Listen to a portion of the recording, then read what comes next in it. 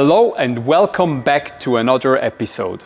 Today we are going to talk about how to make you a more powerful rider.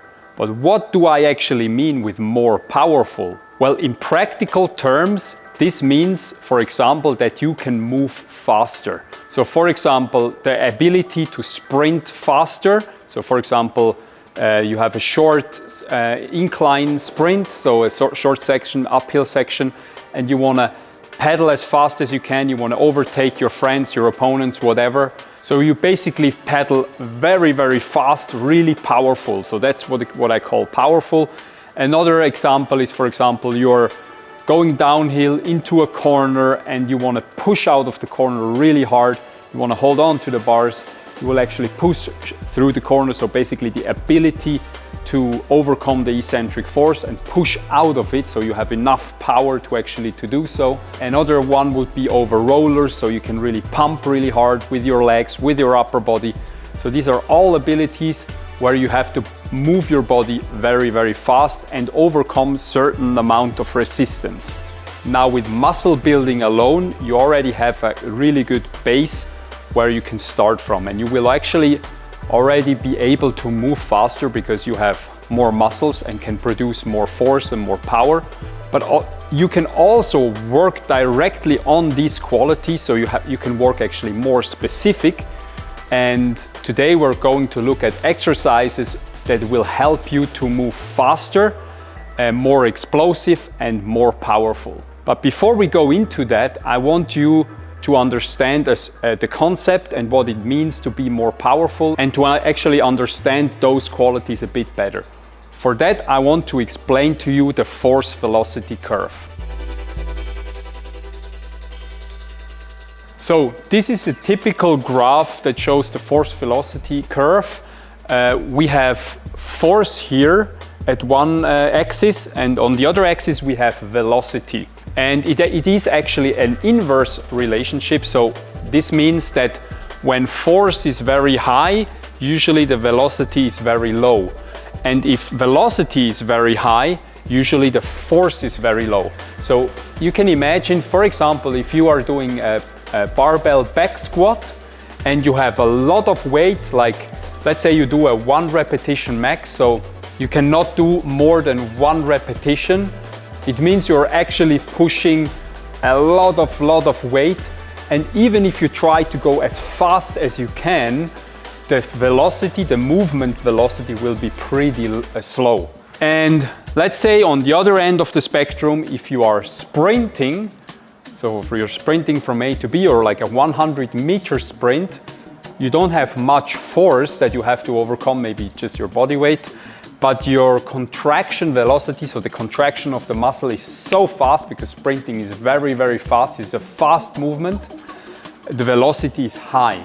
Also, what are typical movements that actually increase velocity or where you are moving very fast? It's usually sprinting, throwing, jumping. These are all qualities or exercises that are high in velocity.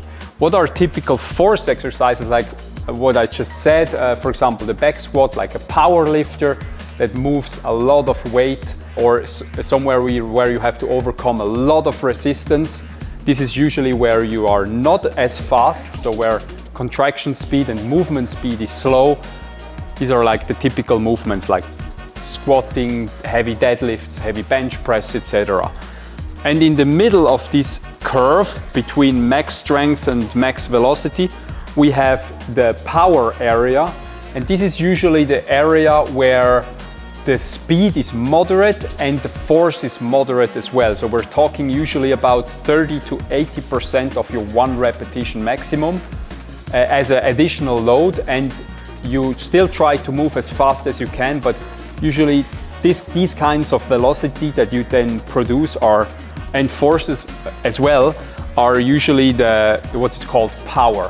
And this is a quality which is quite important to us, and actually quite important to our today's episode. So typical power exercises or movements would be Olympic weightlifting, so power cleans, hang cleans, stuff like this, or jumps with a barbell, so squat jump with the barbell, or for example, trap bar deadlift jump, or jumps where you carry quite some weight, but you're still able to jump. So when we go further down this velocity curve, we're getting faster, and we have this area where it's called speed strength. And in speed strength, this is also referred to as explosiveness.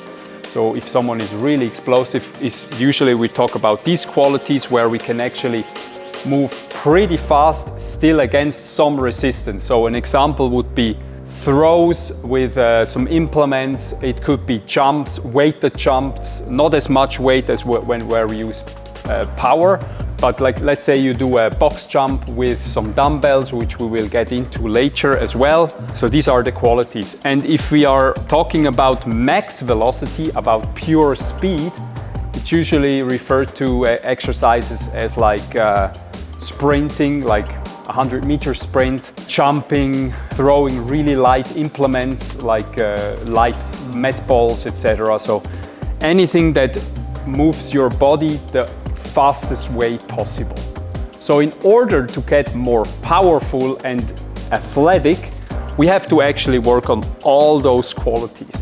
So imagine if you could improve your max strength, your max velocity, and also your power, your curve, ideally you would shift the curve to the right. So your curve would, after proper training, would shift here. If we can make the area under the curve bigger, so this area here, it means you are more powerful and more athletic because we have improved on all those qualities. Now, if you can do that, you have achieved already quite a lot, but you can get even more specific. So this will be a general preparation to move everything to the right, but you can get even more specific to the needs of your sport. So for example, in mountain biking and cycling sports, we're actually trying to improve this area additionally. So power and speed strength and max velocity. So if we can shift this curve a little bit further to the right and improve those qualities, we actually get more powerful. Now, if we would work only on max strength, the curve would maybe look like something like this. And the area under the curve is not ideal. It's not the biggest area under the curve, but we want the biggest area under the curve. So we have to work on these qualities as well. Vice versa, if we are only working on speed and we're lacking strength, the curve might look something like this, which is not ideal as well. It's a smaller area under the curve and it means you are not as powerful as you can be. Now, the force velocity curve can look very different depending on the sport. So for example, a power lifter, he doesn't need that much max velocity, so he's more interested working on max strength, maybe strength, speed and some power. But let's say a sprinter, he has to work on some max strength for sure, but also he has to have really high movement velocity. So he has to work on these areas a lot. And for cycling and especially mountain biking, we actually need quite a balanced force velocity curve. So it helps us if we have some strength, not just for injury prevention, but also to, like I said, to actually have the strength to overcome eccentric forces, for example, and also to the power to actually pedal uphill faster, or let's say to push out of the corner really fast. And maybe max velocity and speed is an area where we don't need as much, but it's still good if we work on that as well to increase the whole curve. In today's episode, we are going to focus mostly on these three qualities. So on power, speed strength or explosiveness, and on max velocity and speed.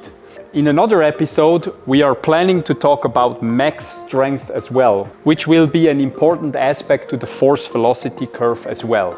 Now here comes the disclaimer. If we want to work on these qualities where our body is actually moving quite fast and there is actually a lot of forces coming into our bodies as well, imagine a jump from a box. You have to land, you have to absorb all these forces, and then you have to jump onto another box. Our body has to deal with quite a lot of force. So therefore, the risk of injury is definitely higher if we move faster in general. So that is why you rarely see a sprinter sprinting at maximum speed more than once a week, because they have to recover so much and the risk of injury is so high. Actually they do a lot of sub-maximal sprinting just to keep their body safe. So what does this mean? This means your body needs to be prepared before you start doing these kind of exercises.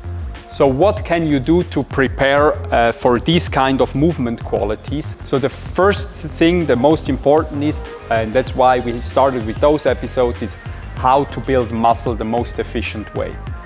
So the first thing is you have to have a good musculature, so you have muscles that can deal with actually the jumping and the higher forces and the higher velocities.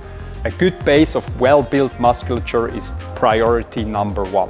The second thing we can do, and we talk about this today, you can do extensive jumps, meaning you're doing jumps with less intensity and higher volume. So your body and your tendons and ligaments get used to the jumping.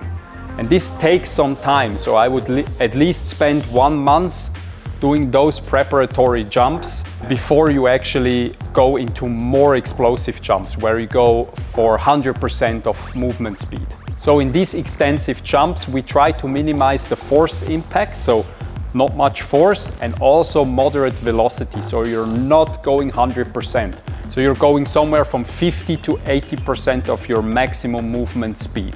So in order to create these necessary adaptations in our joints, ligaments, tendons, etc., we have to work high repetition, so lots of repetition, but with low impact. And the good thing is you can work already on these extensive jumps while you are also building muscle. So in a training program, you would start with a warm-up, then you would do the extensive jump. It's usually a circuit style of like 3 to 6 exercises. You do quite a lot of reps, minimal rest, so you also have an aerobic effect as well. And after like 1 to 3 rounds, you can actually move to hypertrophy. You can actually focus on muscle building. So you can do that all in one workout if you want to. So when you have done this for at least 1 month, if not more, you can start slowly moving to more explosive exercises. And usually with more explosive exercises, you actually increase a bit of force, so you get to more power exercises. You also increase movement speed, so we're talking about 90 to 100% of movement speed. So the focus is very much more on the intent of moving the fastest way possible.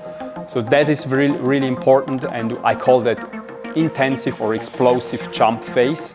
And there it's really important that you have enough rest in between the sets, and you don't do too many reps, because otherwise you fatigue the system too much and you're not pushing maximum velocity. To actually be able to increase maximum velocity or movement speed, it's really, really important that every rep you do is 100% maximum velocity. If you feel tired, you should actually stop, because every other rep when you're tired will not push your maximum velocity.